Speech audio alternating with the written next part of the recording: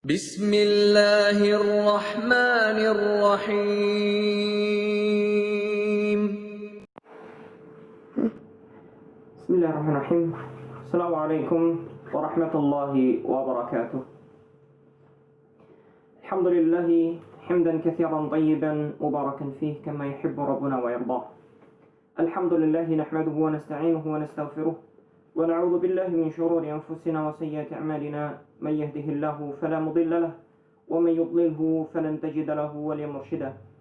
أشهد أن لا إله إلا الله وحده لا شريك له وأشهد أن محمدا عبده ونبيه ورسوله لا نبي ولا رسول بعده.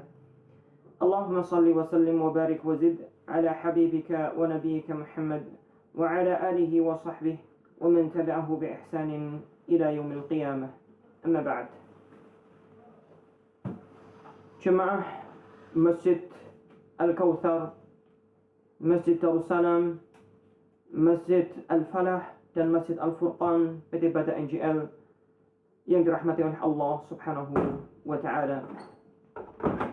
Alhamdulillah, segala puji bagi Allah Subhanahu wa Ta'ala yang telah memberikan kepada kita kenikmatan, nikmat iman dan nikmat hidayah taufik, sehingga Allah Subhanahu wa Ta'ala sampai detik ini masih memberikan kepada kita izin dan masih menjadikan kita termasuk orang-orang yang beriman kepadanya.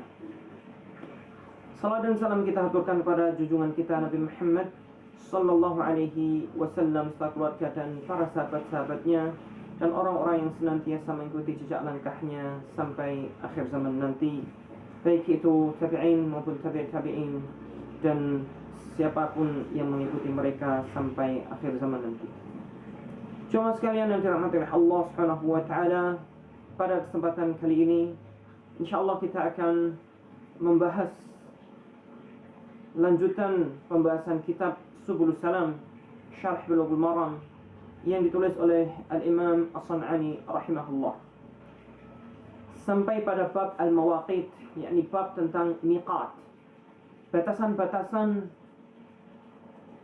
yang ditentukan oleh Rasulullah sallallahu alaihi wasallam berkaitan dengan ibadah haji dan umrah, yakni bagi mereka yang ingin memasuki Makkah kemudian mereka harus berpakaian ihram di tempat tersebut. Jemaah sekalian dirahmati oleh Allah Subhanahu wa Ta'ala, yakni pada pembahasan hadis yang ke-675.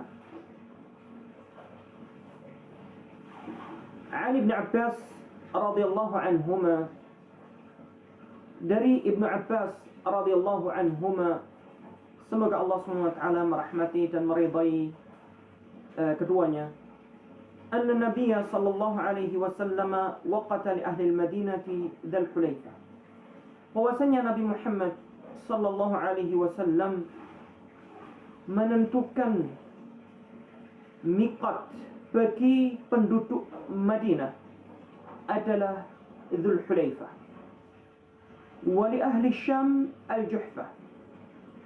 Adapun bagi penduduk negeri Syam, maka Rasulullah SAW menentukan miqatnya di Al-Juhfah.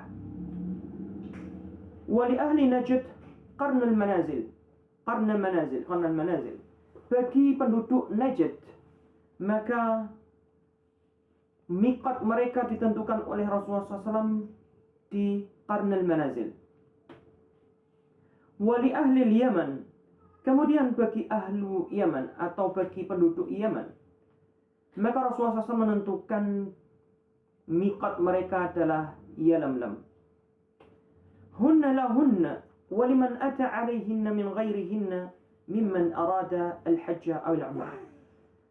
Hunna lahunna, yakni miqat-miqat itu semuanya itu bagi mereka, yakni penduduk-penduduk yang sudah disebutkan oleh Rasulullah SAW.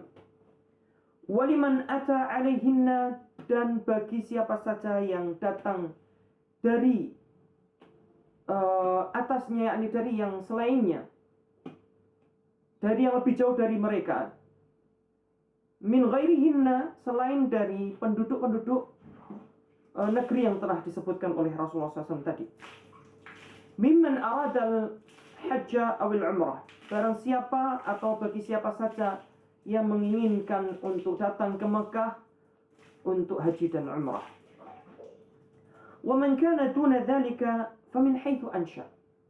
Adapun bagi yang lebih dekat dari itu, yakni mereka yang tinggal antara miqat-miqat yang sudah disebutkan oleh Rasulullah SAW sampai Mekah, maka mereka miqatnya min haitsu ansha, dimanapun mereka berada.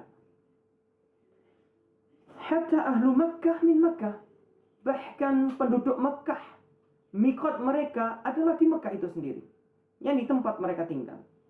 Hadis ini muttafaqun alaih, disepakati oleh Bukhari dan Muslim, atau diriwayatkan oleh Imam Bukhari dan Imam Muslim. Jemaah sekalian dirahmati oleh Allah Subhanahu wa taala. Ini menunjukkan bagaimana Rasulullah sallallahu alaihi wasallam menentukan miqat atau tempat seorang atau batasan seseorang untuk wajib menggunakan pakaian ihram ketika mau memasuki Makkah untuk ibadah haji maupun umrah. Maka batasan-batasan ini adalah yang mengelilingi kota Makkah, ya, mengelilingi kota Makkah, sehingga mengandung makna atau pelajaran yang disebutkan oleh Al-Imam As-Sun'ani rahimahullah bagi para penduduk Madinah, kemudian penduduk Syam, kemudian penduduk Najd, kemudian penduduk Yaman. Mereka ingin haji ataupun umrah ke Makkah, maka mereka harus melalui miqat-miqat yang sudah disebutkan oleh Rasulullah SAW. Penduduk Madinah, Dzul Hulaifah. Kemudian penduduk Yaman, Yalamlam. Najd, maka Qarn al-Manazil. Penduduk Syam, Al-Juhfah. Maka sudah ditentukan ini oleh Rasulullah SAW. Sehingga jemaah Allah SWT di sini mengandung pelajaran yang menjadi khilaf bagi sebagian ulama. Jika ada seorang dari penduduk Syam yang dicontohkan oleh Imam As-Sun'ani rahimahullah, jika seorang datang dari Syam, artinya seorang penduduk Syam, dia tinggal di Syam. Syam ini adalah sekarang di 4 negara, yakni negara Suriah, Lebanon, kemudian Palestina, dan negara Yordan. Dari 4 negara ini, dari penduduk Syam ini, jika datang menuju Makkah untuk haji dan umrah, namun mereka melalui Madinah, yakni mereka melalui Madinah, ya, kemudian melalui Dzul Hulaifah, yakni mereka melalui atau melewati Dzul Hulaifah, maka pendapat yang dikemukakan oleh jumhur ulama, yakni kebanyakan ulama, mereka mengatakan bagi penduduk Syam yang seperti ini yang melalui Dzul Hulaifah, maka mereka wajib ihram di Dzul Hulaifah. Ya, tidak dibolehkan mengakhirkan sampai tempat ihram mereka, yakni di Al-Juhfah, karena mereka penduduk Syam ini datang melalui Dzul Hulaifah. Sehingga makna dari hadis ini mereka maknainya adalah ini adalah batasan yang melilit Makkah.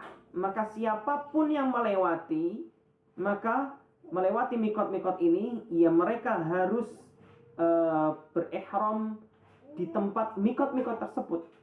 Meskipun mereka dari penduduk Syam, yang Rasulullah SAW menentukan bagi penduduk Syam mikotnya adalah di Juhfah. Tetapi jumhur memahami hadis ini adalah, ini maknanya adalah jika mereka dari arah Syam yang datang langsung ke Mekah, maka harus melalui Juhfah, sehingga mereka harus mikotnya di Juhfah. Tapi kalau melalui Dzul Hulaifah, maka mereka mikotnya di Dzul Hulaifah. Ini yang kemudian berbeda pendapat dengan pendapat Malikiyah, yang mereka mengatakan ihram mereka boleh di keduanya, meskipun afdalnya di Dzul Hulaifah karena melewati Dzul Hulaifah, namun mereka boleh mengakhirkannya sampai Al-Juhfah, sehingga mereka boleh berihram di Al-Juhfah karena hadis mengandung makna secara umum. Artinya penduduk Syam tidak disebutkan di sini adalah melewati manapun, Juhfah, melewati Dzul Hulaifah atau Qarnul Manazil atau melewati Yalamlam. Tapi yang jelas penduduk Syam pokoknya miqatnya adalah di Al-Juhfah. Ya, ini yang difahami oleh Malikiyah. Sehingga boleh mereka bermiqat dari Dzul Hulaifah karena mereka melewati Dzul Hulaifah, ataupun mengakhirkannya sampai Al-Juhfah karena mereka adalah penduduk Syam, maka mereka boleh mengakhirkan sehingga miqatnya berada di Al-Juhfah. Wallahu a'lam. Wallahu ta'ala a'lam.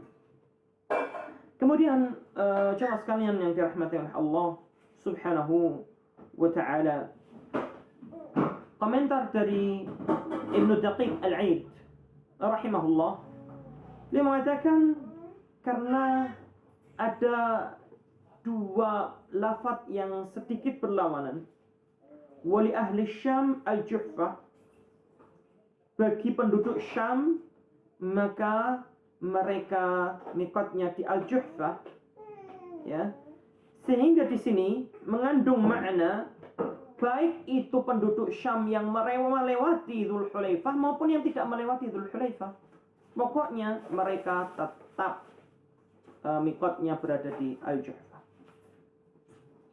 Namun, ya, perkataan Rasulullah SAW yang mengatakan waliman ata alaihinna min ghairi ahlihinna, yang masuk atau datang melalui mikot-mikot tersebut, ya, mikot-mikot tersebut yang bukan dari penduduk-penduduk yang sudah disebutkan, yakni Yaman ataupun Syam dan lain sebagainya. Artinya baik itu orang-orang yang melalui ini, maka mereka mikotnya di tempat di mana ia melaluinya. Ini berarti mengandung makna yang sedikit seakan-akan berlawanan dari dua lafaz ini. Sehingga pantas jika Malikiyah memberikan komentar, ini boleh dia bermiqat di Al-Juhfah, boleh juga di Dzul Hulaifah bagi penduduk Syam yang melewati Dzul Hulaifah. Kemudian disebutkan Imam As-Sun'ani rahimahullah mengatakan, qultu wa in sahama qad warada min hadits Urwah, seandainya sahih apa yang diriwayatkan dari hadis Urwah bahwasanya Rasulullah SAW waqata li ahli Madinah wa man marra bihim Dzul Hulaifah. Ada sebuah hadis dengan lafaz yang sedikit berbeda yang disandarkan dari Urwah bin Zubair radhiyallahu anhu, bahwasanya Rasulullah SAW memberikan ketentuan miqat bagi penduduk Madinah maupun orang-orang yang melewatinya, yakni Dzul Hulaifah. Maka jika hadis ini sahih, maka jelas menunjukkan bahwasanya siapapun penduduk manapun, termasuk penduduk Syam yang melewati Dzul Hulaifah, melewati Madinah kemudian melewati Dzul Hulaifah, maka mereka wajib miqatnya di Dzul Hulaifah meskipun dia dari penduduk Syam. Sehingga Imam As-Sun'ani mengatakan ini menjadi jelas, jika ada hadis ini maka menjadi jelas bahwasanya Al-Juhfah itu adalah miqat bagi penduduk Syam yang datang menuju Makkah tidak melewati Madinah atau tidak melewati Dzul Hulaifah. Mereka datang menuju Makkah langsung, maka mereka miqatnya berada di Al-Juhfah karena miqat-miqat ini adalah yang mengelilingi Al-Haram, sehingga miqat-miqat ini batasan siapapun yang melewati dari ini. Sehingga di tempat yang sudah ditentukan oleh Rasulullah SAW, disitulah mereka miqat. Wallahu ta'ala a'lam. Kemudian, akhafarasyarakumullah, pelajaran dari hadis ini juga yang disebutkan oleh Al-Imam As-San'ani rahimahullah, wa man kana duna dzalika fa min haitsu ansha. Adapun orang-orang yang tinggal di antara Miqat dan Makkah, maka di tempat mereka tinggal Miqatnya, di tempat mereka berada itu Miqatnya, sehingga mereka berpakaian ihram di tempat mereka berada. Ya, bahkan penduduk Makkah sendiri yang ingin haji ataupun umrah, maka mereka bermiqat di tempat mereka tinggal.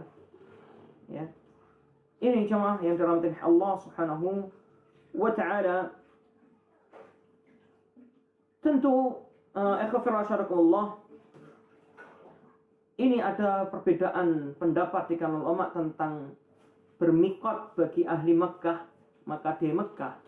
Karena sebagian ulama mengemukakan sebuah hadis yang disandarkan kepada Rasulullah SAW, bahwasanya Rasulullah SAW pernah mengatakan, diriwayatkan dari Ibnu Abbas, ya ahla Makkah, wahai penduduk Makkah, man arada minkum al-umrah, barang siapa di antara kalian yang menginginkan umrah, falyaj'al bainahu wa bainaha batna mahsar.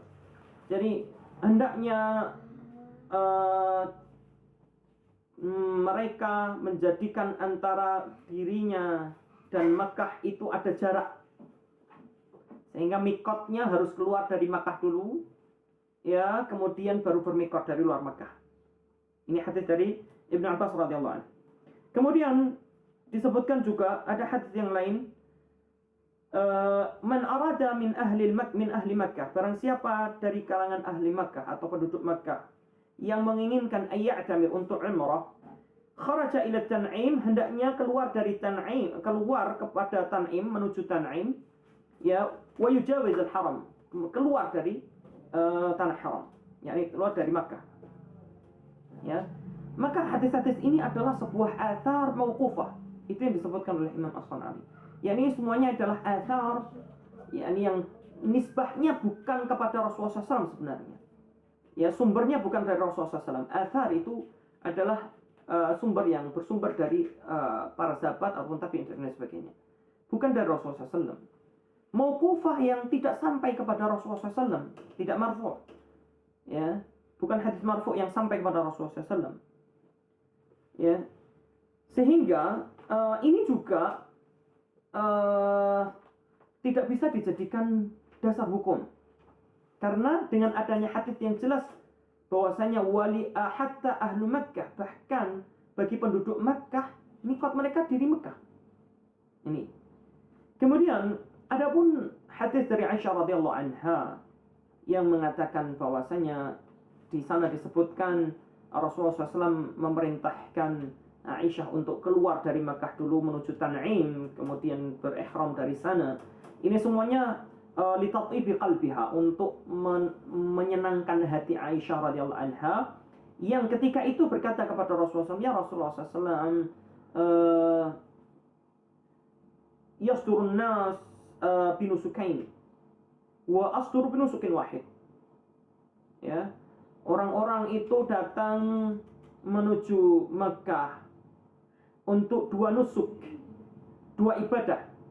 Ya, sedangkan saya dengan satu ibadah saja. Kemudian Rasulullah SAW memerintahkan tunggu. Kemudian keluarlah ke Tan'im. Kemudian di sanalah berihram kembali. Maka ya di sini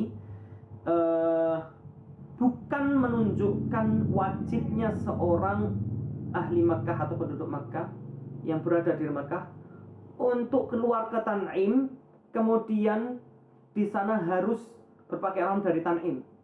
Tapi ini dikarenakan pada saat itu Aisyah radhiyallahu anha itu datang menuju Mekah untuk umrah itu bersama sahabat-sahabat yang lain, para wanita yang lainnya, yang di saat itu qadarullah Allah menakdirkan pada saat itu Aisyah radhiyallahu anha sedang haid, sehingga tidak bisa tawaf dan lain sebagainya, sehingga ini menjadikan beliau ini merasa, aduh saya kurang, ya, ibadahnya. Kemudian mengulang umrahnya dari Tan'im, ya, bukan mengulang, menambah umrah kembali, kemudian dari Tan'im menuju Mekah, sehingga ihramnya dari Tan'im. Allahu ta'ala alam. Kemudian pelajaran yang terakhir dari hadis ini juga adalah bahwasanya Rasulullah SAW mengatakan mimman arada al-hajja awil umrah, mengandung makna bahwasanya ini semuanya wajib berpakaian ihram menuju Makkah dari mikot-mikot yang sudah dijelaskan, itu bagi orang yang mau masuk Makkah untuk haji ataupun umrah. Maka bagi orang yang datang menuju Makkah untuk urusan atau tujuan yang selain haji dan umrah, maka tidak wajib bagi mereka untuk berpakaian ihram.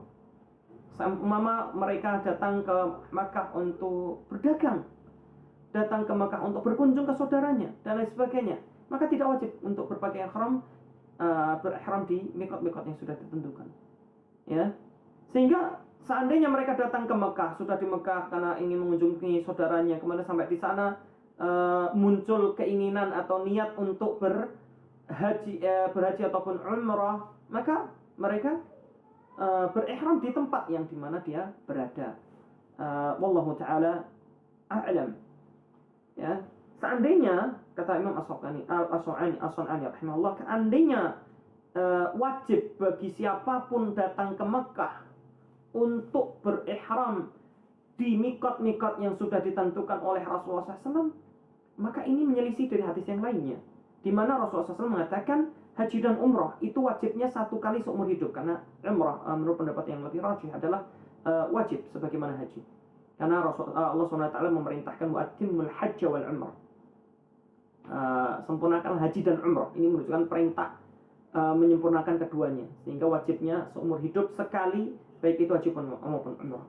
Maka dikatakan oleh Imam As-Sun'ani rahimahullah, seandainya seorang itu wajib setiap mau masuki Makkah untuk berpakaian ihram, maka berarti wajibnya umrah itu setiap kali mau datang ke Makkah harus umrah, dan berarti wajibnya umrah lebih dari sekali, padahal Rasulullah memerintahkan hanya sekali seumur hidup. Ini mengandung makna berarti masuk Mekah tanpa berpakaian ihram karena tujuan bukan haji dan umrah, maka dibolehkan, tidak mengapa, tidak wajib bagi mereka untuk berpakaian ihram. Allah ta'ala alam. Ini pelajaran dari hadis terkait dengan bab al-miqat, hadis yang ke 675 dari kitab Subul Salam, yakni Syarh bin Al-Maram. Semoga bermanfaat dan semoga Allah SWT jadikan kita semuanya orang-orang yang mendengarkan kebaikan dan mengikuti yang lebih baik dari itu. Akhiru da'wana anil hamdulillahi rabbil alamin. Wa sallallahu ala Muhammad wa ala alihi wa sahbihi ajma'in. Assalamualaikum warahmatullahi wabarakatuh.